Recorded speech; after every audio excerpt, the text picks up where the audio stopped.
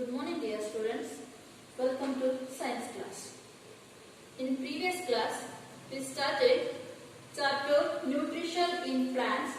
In that we discussed about photosynthesis and the mode of nutrition in plants.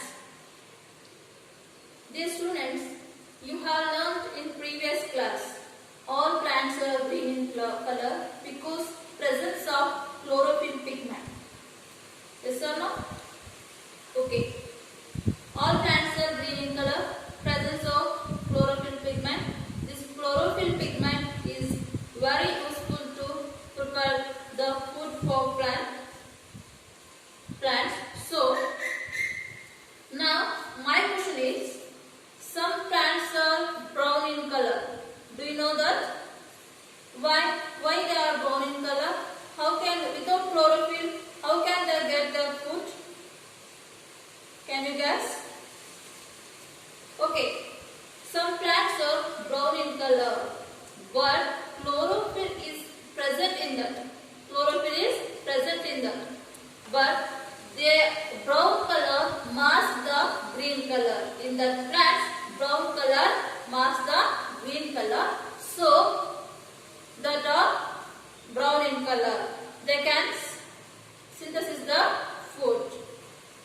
Have you seen green color patches on the ponds or wet places? Yes, what are they? They are called algae. They are called algae. Usually these algae grow in wet places and green patches are grown on the pond and wet places, especially during the rain season. This is called algae. These are also green in color. These have chlorophyll pigment. They can prepare their own food. Understand? Okay. Today class we are going to discuss about other mode of nutrition in plants. Other mode of nutrition in plants.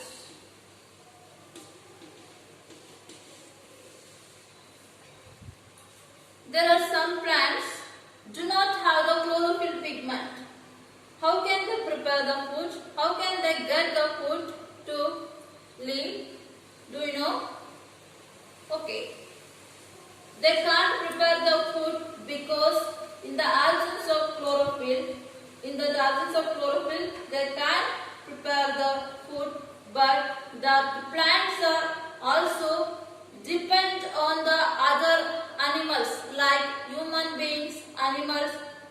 In the last class you have learnt animals and human beings are depend on the plants because for food we can't prepare our food, so we all living or depends on the living organisms are depend on the plants for food. Plants are prepare their own food, but some are there. They do not have the chlorophyll pigment. These are also depend on other. These are called heterotrophic nutrition. You already learned in the last class heterotrophic nutrition.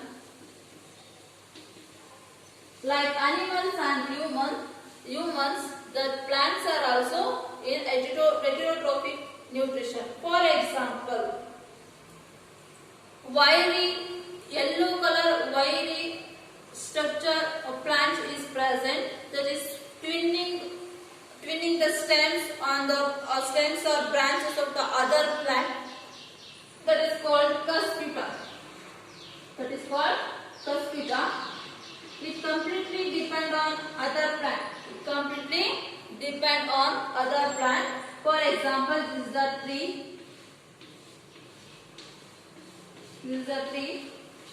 This wiry yellow color plant twinning the stem like this. Twinning the stem or branches. This plant is called cuspita. This is in yellow color. This is called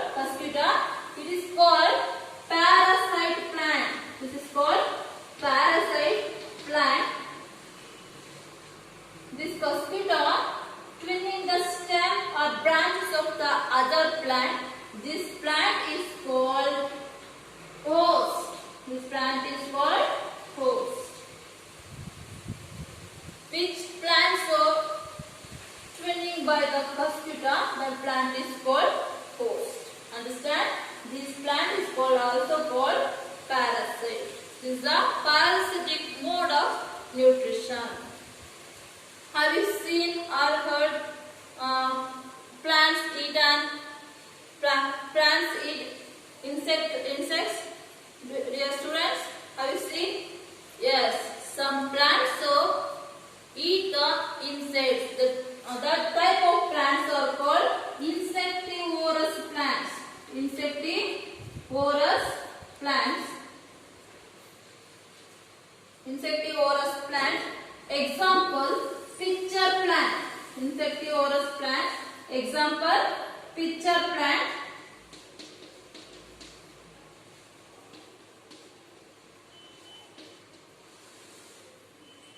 Example, pitcher plant. Leaf-like structure is present, and these pitcher or jug-like structure modified as leaf. When the insects came and sat on this, the air-like structures are present in this. These trap the insect, and automatically this lid was closed. It was closed. This is the process of getting insects. This is called insectivorous plant. This is a pitcher plant. Example, pitcher plant. Next, saprotrophs. Next, saprotrophs.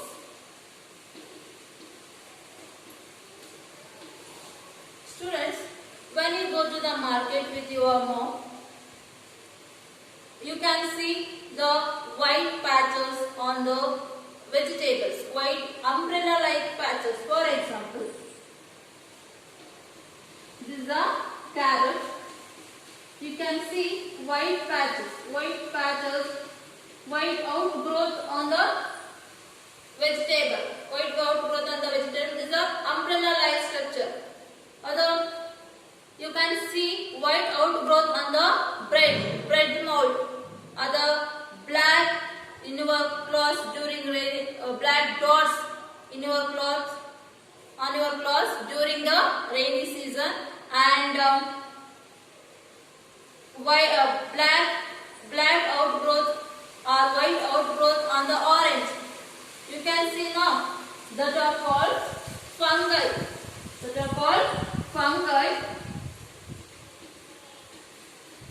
These fungi getting food from dead and decaying matter. This saprotroph means these are getting food from dead and decaying matter. This is the mode of nutrition which are the organism getting food from dead and decaying matter. Example, fungi, mushroom. This is the best example for this fungi. These are called saprotrophs. This type of nutrition is called saprotrophic nutrition. The saprotrophic nutrition. Next, nutrients replenished in the soil. Nutrients replenished in the soil.